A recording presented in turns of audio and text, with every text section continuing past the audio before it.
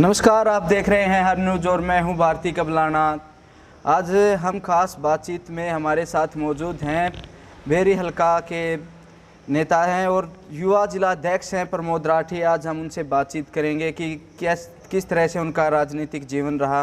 नमस्कार सर। नमस्कार। सबसे पहले स्वागत है हर न्यूज़ पर आपका। भारती जी, बहुत बहुत स्वागत है आपका और मैं धन्यवाद करना चाहूँगा आपका कि लुटते हुए हरियाणा युवा किसान और कमेरे को आप कवरेज देने के लिए हर जगह तैयार रहते हैं। नमस्कार सर। जो है हम आपसे जानना चाहेंगे कि प्रमोद राठी नाम सभी जानते हैं, जिस तरह से आप गांव से एक समाज सेवी के रूप में जाने जाते थे, फिर राजनीति में आए, क्या कारण बना कि आप राजनीति की तरफ आकर्षित हुए? देखिए भारती जी, राजनीति की तरफ आकर्षित होना एक युवा के लिए आज के टाइम बहुत ज़रूरी है। पहचान तो एक समाज सेवी के रूप में थी आपकी। नहीं, समाज सेवा के साथ साथ राजनीति के अंदर आज युवाओं का योगदान बहुत ही ज़रूरी है और राजनीति के अंदर योगदान, उस पार्टी के अंदर योगदान देना ज़रूरी है जहां युवाओं की लड़ाई लड़ी जाती हो, हाँ जी। युवाओं को सम्मान दिया जाता हो, युवाओं की बात सुनी जाती हो, ना कि ऐसी पार्टी जैसे आप कांग्रेस का हाल देख रहे हैं कि युवा छोड़ छोड़ एक मिनट जानना चाहूँगा कि न आपका सत्ता में कोई वो है, पार्टी भी आपकी कमज़ोर हो चुकी है, इस कड़ी में आप इनेलो से ही क्यों जुड़े? इनेलो था कि आप इनेलो के अंदर आए? इनेलो से जुड़ने का सबसे बड़ा कारण स्वर्गीय चौधरी देवीलाल जी की विचारधारा, हाँ जी, और चौधरी ओम प्रकाश चौटाला की जो कार्यशैली रही है उससे प्रभावित होकर, और चौधरी अभय सिंह चौटाला जी की मजबूती, सच्चाई, इन बातों के कारण हम इंडियन नेशनल लोकदल पार्टी के साथ हैं, रहेंगे। जिस तरह से पार्टियां बट गई थी दो भागों में आपकी, बिल्कुल। फिर आप इनेलो की ही साइड रहे। पहले कब आपने ज्वाइन किया इनेलो को? पहली दफ़ा? देखिए, मैं आपको एक बात बता देता हूँ, मेरा परिवार लगभग 3 पीढ़ियों से चौधरी देवीलाल और चौधरी ओम प्रकाश चौटाला के साथ जुड़ा हुआ है। हाँ जी। लेकिन उसका एक कारण था कि मैं एक आम किसान का बेटा हूँ। मेरे पिताजी और मेरे दादाजी कोई राजनीतिक नहीं थे, इसीलिए वो आपकी छवि तो गांव में भी और समाज में भी एक समाज सेवी और एक, उसका एक कारण था भारती जी के आदमी को अपने परिवार के लिए भी मेहनत करनी पड़ती है, हर चीज़ देखी जाती है। आज हम साधन संपन्न हैं परमात्मा की दया से, तो एक 30 है अंदर कि कुछ समाज के लिए, गांव के लिए अच्छा और बड़े लेवल का करें, इसलिए मैं राजनीति में सक्रिय हुआ। दर्शक भी और हम भी ये जानना चाहते हैं कि आपको जब इनेलो पार्टी में आए, पहली जिम्मेवारी कब मिली? किस पद के लिए आपको चुना गया? मेरे को युवा का प्रदेश उपाध्यक्ष की जिम्मेवारी, भाई जस्सी पेटवाड़ उस टाइम पे हमारा युवा का प्रधान था प्रदेश का, और चौधरी अभय सिंह चौटाला जी ने और चौधरी ओम प्रकाश चौटाला जी ने मेरे को युवा प्रदेश उपाध्यक्ष की जिम्मेवारी दी थी। पहली जिम्मेवारी मेरी पार्टी में यही थी। जिस तरह से बेरी हलके में आपकी लोकप्रियता काफ़ी रहती है, हरदम युवा आपके साथ रहते हैं जोशीले नारों के साथ, कैसा महसूस करते हैं उस समय? इसको आप, लोकप्रियता तो होती है झूठे नेताओं की, और झूठी लोकप्रियता जो 2 से या 2.5 महीने चलती है, जैसे अभी कुछ युवाओं के साथ हो रखा है, लीडरों के साथ। ये तो मेरा भाईचारा, मेरा प्यार है, बड़ों का आशीर्वाद है, भरोसा है, लोकप्रियता नहीं। मैंने आपको पहले भी बताया था कि मैं राजनीति कोई लीडरशिप के लिए नहीं, समाज में कुछ अच्छा करने के लिए और मजबूत करने के लिए राजनीति में आया हूँ, ना कि किसी अपने लोभ लालच के लिए या किसी पद के लिए। अब जिस तरह से इनेलो पार्टी का ग्राफ लगातार बढ़ता आ रहा है, काफ़ी अच्छा प्रोग्राम आपने अभी पीछे अभय सिंह चौटाला का करवाया। हाँ जी। कहीं ना कहीं एक पॉजिटिव एनर्जी मिलती है, उससे किस तरह देखते हैं? देखिए भारती जी, हम पॉजिटिव, पहले भी पॉजिटिव थे और अब भी, लेकिन क्या होता है जब आपके बीच में एक लीडर समय ना दे सके जनता के बीच में, चौधरी अभय सिंह चौटाला जी प्रदेश की राजनीति करते थे, लेकिन आम ग्राउंड पे उन्होंने और नेताओं को उतार रखा था जो उस लोकप्रियता का फ़ायदा उठा गए और उनके खिलाफ दुष्प्रचार किया। जी। तब नहीं, सच्चाई से और अच्छाई से इंसान हमेशा डरता है और उसके सामने कमज़ोर महसूस करता है कहीं ना कहीं अपने आप को। हाँ जी। और झूठ फरेब का सहारा लेता है। हाँ जी। वही काम चौधरी अभय सिंह चौटाला जी के साथ हुआ। लोगों ने झूठ और फरेब का सहारा लेकर उनको कहीं ना कहीं कमज़ोर करने का काम किया। लेकिन ये बड़े बूढ़े हमारे कहावत कहते हैं कि काठ की हांडी एक बार चढ़ती है, बार बार नहीं चढ़ती। हाँ जी।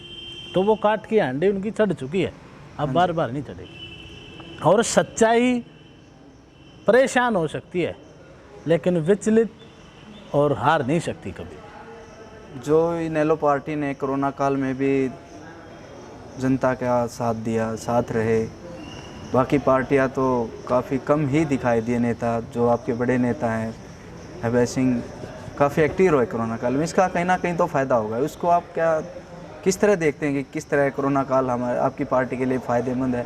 क्योंकि कोरोना काल के बाद पार्टी का ग्राफ कहीं ना कहीं बढ़ता जा रहा है। देखिए भारती जी, ये बीमारी तो हम मानते हैं कि बड़ी भयानक है और ख़तरनाक है, लेकिन ये भयानक और ख़तरनाक उनके लिए है जो पसीना ना निकाल कर एसी कमरों में, एसी गाड़ियों में रहते हैं। हाँ जी। चौधरी अभय सिंह चौटाला तो एक किसान परिवार के बेटे हैं। हाँ जी। चौधरी देवीलाल एक किसान थे, चौधरी ओम प्रकाश चौटाला किसान हैं, हाँ जी। और चौधरी अभय सिंह चौटाला अब भी खेती करते हैं। हाँ जी। आपने देखा होगा जैसे वो अपनी गेहूं की फसल खुद कंबाइन चला के निकाल रहे थे। हाँ जी। हाँ जी। तो इस कोरोना बीमारी से मेहनत करने वाला कभी नहीं डरेगा, कोई भी बीमारी हो। हमने किसान कमेरे की लड़ाई लड़नी है। हाँ जी। आपने एक चीज़ देखी होगी, हमारी सेना का जवान -डिग्री तापमान में भी रहता है। हाँ जी। रहता है ना, हम तो नहीं रहते ना। सर्दी आती है तो हम अलग से प्रबंध करने लग जाते हैं, गर्मी आती है तो एसी वगैरह। वो हर जगह देश की रक्षा करते हैं। हाँ जी। क्योंकि उनका कर्तव्य है, हाँ जी। उनका फर्ज है। इसी प्रकार किसान और मजदूर और युवाओं की आवाज़ उठाना, उनके हित की लड़ाई लड़ना चौधरी देवीलाल का कर्म था, कर्तव्य था, फर्ज था, वो हमेशा निभाते रहे। इसी प्रकार चौधरी अभय सिंह चौटाला जी भी इस चीज़ को अपना फर्ज मानते हैं, अपनी एक जिम्मेवारी मानते हैं कि हरियाणा के किसान की, कमेरे की और युवा की लड़ाई लड़ने का उनका एक कर्तव्य बनता है, दायित्व बनता है, वो उसी को निभा रहे हैं, ना कि हमको इसका राजनीतिक फ़ायदा उठाने की सोच रही। हाँ जी। इस चीज़ को लोगों ने पहचान लिया। हाँ जी। कि भी ये आदमी आप लोगों की लड़ाई जब इस महामारी के काल में भी ना डरते हुए हाँ जी। आपके हर बात के लिए खड़ा है, हाँ जी। तो कहीं ना कहीं सच्चाई तो जीतेगी। हाँ जी। तो इस चीज़ का हमें बहुत फ़ायदा मिल रहा है। हर रोज़ युवा साथी ये नहीं कि भाई बड़ी संख्या में आपसे बिल्कुल जुड़ते जा रहे हैं। बिल्कुल, ये नहीं कि झज्जर जिले से। हाँ जी। मेरे साथी बहुत हरियाणा के हर एक ज़िले से ऐसे 100 200 साथी जिस तरह से आप अभी जो आपने पार्टी के लिए संख्या में कार्यकर्ता शामिल हुए, उसमें कहीं ना कहीं महेंद्रगढ़, नारनौल, पाटौदी, हिसार तक आप पकड़ बनाते जा रहे हैं। कहीं बड़े लेवल की राजनीति तो नहीं? नहीं, हमने उससे राजनीति वो दिखता है कि कहीं आप नारनौल में मीटिंग ले लेते हो, कभी जाके कहीं महेंद्रगढ़ चले जाते हो। ये मैं कोई बड़े लेवल की राजनीति के नहीं। हाँ जी। मैं सिर्फ किसान कमेरे की आवाज़ को बुलंद करने वाली पार्टी को, चौधरी देवीलाल द्वारा लगाए गए पौधे को सींचने का काम कर रहे हैं, ना कि कोई बड़ी राजनीति के चक्कर में। हम एक उस पार्टी के कार्यकर्ता हैं। अगर एक माली की जिम्मेवारी है कि भाई इस वृक्ष को आप संभालोगे, तो उसने खाद कहीं से लाना पड़ेगा, पानी कहीं से लाना पड़ेगा, अगर कोई दवाई डालनी है तो वो बाज़ार से लानी पड़ेगी। तो ये ज़रूरी नहीं होता कि वो चीज़ सारी वहीं पर मिल जाएंगी, आपको अलग अलग मेहनत करनी पड़ेगी। उसी प्रकार से मैं पार्टी के लिए मेहनत कर रहा हूँ। बहुत सारे साथी हैं, नारनौल से, पटौदी से, महेंद्रगढ़ से, हिसार से,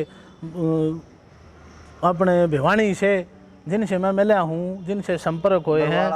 बरवाड़ा से भी हैं जो जेजेपी पार्टी के साथ गए थे, उन लुभावनी चीज़ों के बहकावे में आके उन लीडरों ने उनको बहकाया जी। बरगलाया, हाँ जी। और अब उनके साथ ऐसा बर्ताव कर रहे हैं कि मैं अभी तो बताऊंगा नहीं, धीरे धीरे हर पत्ते को खोलेंगे हम। ठीक है, बड़े राज अभी बाकी हैं। हाँ बिल्कुल बाकी हैं, और बहुत जल्द पूरे हरियाणा प्रदेश में हजारों की संख्या में युवा साथी चौधरी अभय सिंह चौटाला जी के नेतृत्व में कहीं ना इंडियन कहीं बड़े नेशनल, नेता भी आ सकते हैं आपके साथ। देखिए नेता तो मैं आपको एक बात बता देता हूँ, नेता जनता बनाती है, नेता खुद कोई नहीं बन सकता। हाँ जी। जिसको जनता का प्यार मिलेगा, विश्वास मिलेगा, भरोसा मिलेगा, वो ही नेता बन सकता है। नहीं तो आप ये अंदाज़ा लगाओ कि राहुल गांधी गांधी परिवार में पैदा होके भी आज नेता नहीं बन सका, हाँ जी। नहीं बन सका। और एक आम परिवार में आदमी पैदा होगा, देखो, जन्म अध्यक्ष लेकर, नेता तो हैं ही वो। नहीं जनता तो नहीं मानती ना, जनता मानती क्या? अगर जनता मानती तो हम तो कांग्रेस नहीं का कह ये सकते बुरा हाल होता क्या? अभी अब राजस्थान में देख लो क्या हाल है, यही हाल हरियाणा के अंदर होता होता बचा है। हाँ जी। सब ने देखा था, हुड्डा साहब चिल्ला रहे थे मैं कोई कदम उठा दूंगा, वो कांग्रेस नहीं रही, ये नहीं रहा वो, लेकिन कहीं ना कहीं वो अपने लोभ में जनता की तरफ ना देखकर अपने किसी पारिवारिक लोभ के कारण वापस वहीं बैठ गए। चौधरी ओम प्रकाश चौटाला ने हमेशा हाँ जी।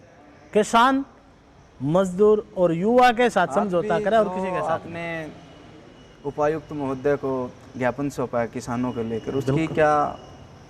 वो ज्ञापन है जो फसल बीमा योजना भी लागू करी है। आज बड़ी संख्या में आप हाँ, पहुंचे।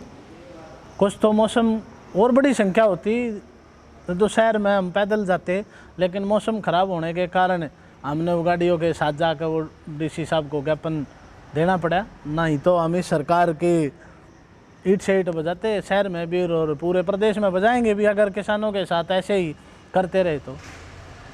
ये ज्ञापन था जो फसल बीमा योजना अभी थोपी गई है किसानों के ऊपर, जो किसानों को मारने का काम ये सरकार कर रही है, उसके खिलाफ अभी तो ज्ञापन दिया है, उसके बाद आंदोलन भी होंगे अगर ये सरकार नहीं मानेगी तो। आपसे ये भी जानना चाहेंगे कि बड़ौदा उपचुनाव को लेकर काफ़ी अभी से सरगर्मियाँ सी शुरू हो चुकी हैं, मीडिया भी अपने लेवल पर काम करती जा रही है, किस तरह से देखते हैं बड़ौदा उपचुनाव को? बड़ौदा उपचुनाव को अभी तो टाइम काफ़ी है। हरियाणा के लिए एक ऐसा सबक मानते हैं, इन बड़े दिग्गजों के लिए जो आज कहीं ना कहीं अपनी सत्ता के ताकत के अंधकार में किसान, युवा, हर वर्ग को परेशान कर रखा है। हर वर्ग आज इतना परेशान है कि उसके पास कोई रास्ता नहीं है। दूसरी बात, अब इस चुनाव में जनता इनको ऐसा सबक सिखाएगी कि इनको पता चल जाएगा कि तुमने जनता के साथ बुरा किया तो जनता आपके साथ क्या कर सकती है, वोट की चोट से। दूसरी बात, लोगों ने ये देखा है कि भाई इस महामारी के टाइम भी चौधरी अभय सिंह चौटाला हर जगह खड़े मिले हैं, हाँ जी। हर वर्ग को खड़े मिले। कहीं ना कहीं ये फ़ायदा तो इन लोगों को मिलेगा ही। ये फ़ायदा आप एक राजनीतिक फ़ायदा मत मानो, ये फ़ायदा पूरे हरियाणा की जनता को होगा।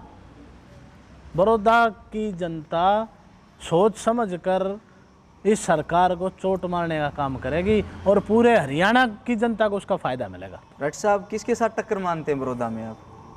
बड़ौदा में हमारी टक्कर है हिटलर टाइप लोगों के साथ। वो टक्कर चुनाव जीतने की नहीं, उनको हराकर वापस भगाने की टक्कर टक्कर। पूछ रहे हैं किस पार्टी को आप मानते हैं कि वो हमें टक्कर दे पाएंगे? टक्कर वहाँ कांग्रेस और इनेलो की रहेगी। इनेलो के लिए ये भी फायदा है, बढ़ती लोकप्रियता के दौरान एक चुनाव भी आपको मिल रहा है। बड़ौदा हल्का कभी से ही चौधरी देवीलाल का घर रहा है। हाँ जी। और बड़ौदा हल्के ने चौधरी देवीलाल को अपना माना है, लेकिन कुछ लोगों ने अपनी ताजपोशी के लिए हाँ जी क्षेत्रवाद का नारा लगा के चौधर का कि भाई चौधर इधर लाएंगे क्षेत्रवाद करके, जैसे बीजेपी ने जातिवाद, कांग्रेस और हुड्डा ने क्षेत्रवाद किया था। हाँ जी। ठीक है, उन लोगों को बहकाने का काम किया। दोबारा उसके साथ ही उन लोगों के साथ कई बार छलावा हो गया। हाँ जी। दुष्यंत चौटाला ने देवीलाल का पोता, मैं देवीलाल की नीतियों पर चलूँगा, वो लोग देवीलाल को हमेशा अपना मानते थे, इसलिए वो उधर चले गए। सर कहीं ना कहीं से हमें एक खबर और पता चली कि आप युवा के जिलाध्यक्ष के साथ गांव की जिम्मेवारी भी सक्रियता से, एक गांव की राजनीति भी आप चाहते हैं कि? देखिए वही बात फिर आ जाती है, मैं राजनीति नहीं चाहता, मेरी एक सोच है। हाँ जी। मेरे गांव के नाम को स्टेट लेवल, अभी सरपंच उम्मीदवार के लिए भी आप? हाँ, कहीं मैं ना कहीं पता चला कि युवा साथी आपसे मिले जिम्मेवारी के लिए, आपने यस कर दिया कि चलो देखते हैं, तो मैं वही दर्शक बात जानना आपको, चाहते हैं कि क्या ये सच है कि आप भावी हाँ उम्मीदवार मैं चुनाव लड़ूंगा सरपंच का। उसका एक कारण है, हाँ जी। विधानसभा के चुनाव हो चुके, हाँ जी। अब इस सरकार से टक्कर लेने के लिए कहीं ना कहीं हमें राजनीति में कदम आगे बढ़ाना, सक्रिय रहना पड़ेगा, इसलिए मैं सरपंची का चुनाव लड़ रहा हूँ। उसके साथ साथ मेरी एक सोच है हाँ जी। कि मेरे गांव के अंदर बहुत सारे काम पेंडिंग पड़े हैं, बहुत पीछे मेरा गांव गया है, तस्वीर बदलना चाहते हैं? तस्वीर बदलना चाहता हूँ, एक नाम देना चाहता हूँ गांव को, अलग एक पहचान की, हाँ झज्जर जिले के अंदर एक भापड़ोदा गांव है और वहाँ की पंचायत। सबसे पहले क्या करना चाहते हैं आप अपने गांव के अंदर?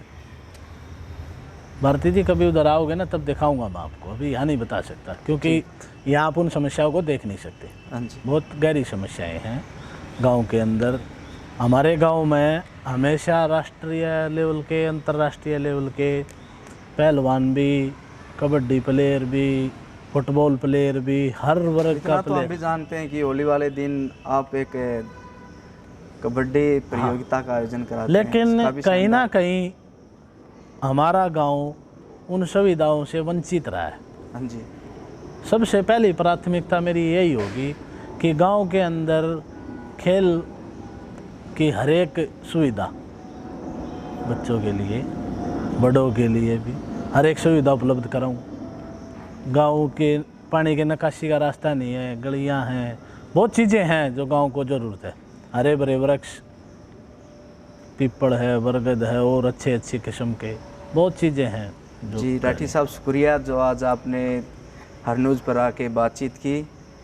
बहुत बहुत धन्यवाद करूंगा मैं आपका भी, जो आप इन बातों को उठाते हो, और उम्मीद भी करूंगा, बनता है जिम्मेवार चैनल के नाते। बिल्कुल बिल्कुल उम्मीद भी है मेरे को और भरोसा भी है आप लोगों पे। जी ये थे मेरे साथ जिला युवा अध्यक्ष प्रमोद राठी, जिन्होंने बताया कि गांव की एक अलग पहचान दिलाने के लिए वो गांव के एक सरपंच उम्मीदवार भी रहेंगे। और जिस तरह से उन्होंने बताया कि इनेलो पार्टी है, किसान को मेरे वर्ग की आवाज़ उठाती है, यहाँ मान सम्मान मिलता है, इन्हीं बातों के साथ उन्होंने अपनी पूरी बातचीत रखी।